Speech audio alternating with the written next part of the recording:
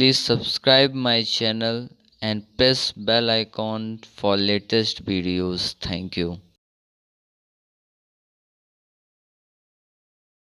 Friends, welcome to my YouTube channel. Today I am going to show you how to enable link sharing option in Google Drive. To enable link sharing option in Google Drive, first of all open the app, and now here you will see your image and also you will see a red three dots in on your image. So click on three dots on your image. Now here you have to scroll down. Now you will see an link sharing option. Now click on this.